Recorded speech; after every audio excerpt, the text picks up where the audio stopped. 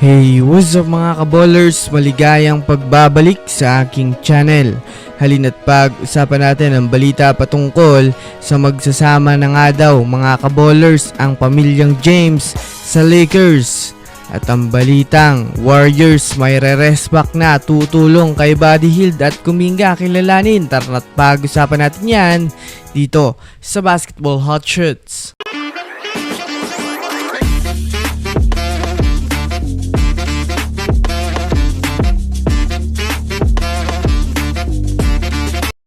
Una nga muna tayong dumako mga kaballers sa balita patungkol sa magsasama-sama nga daw ang pamilyang James sa NBA.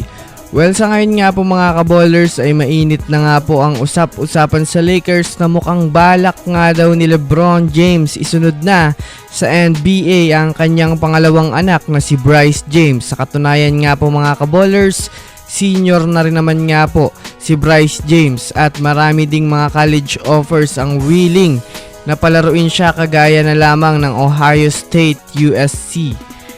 Bukod pa dyan mga kaballers, siya nga po ay mayroong height na 6'6" at mayroong magandang galawan sa hardcourt. Sinabi nga ni LeBron James mga kaballers na malaki ang possibilities na papasukin niya nga ito dahil nasa senior grade na rin naman nga siya. Pero syempre bata pa naman nga daw kaya titignan niya pa nga ito mga kaballers. Kung sakasakaling hindi pa nga po magretiro si LBJ sa Lakers ay ilang taon na lang ay maaaring magsama-sama nga po sila ng kanyang mga anak at hindi malabong mangyari yun dahil malakas nga mga kaballers ang koneksyon ni LeBron James sa NBA.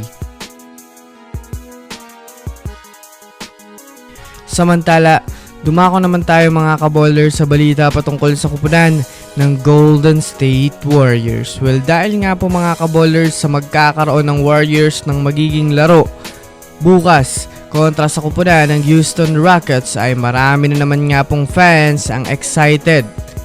Kahit wala nga po si Stephen Curry sa kanila dahil sa injury ay pinapabilib pa rin nga po mga kaballers ng Warriors ang mga fans sa kanilang unstoppable performance. Bukas nga mga kaballers ay inanunsyo na nga pong may re-rest back na ulit sa Warriors na maaaring makatulong kay Buddy Hield at Jonathan Kuminga sa opensa.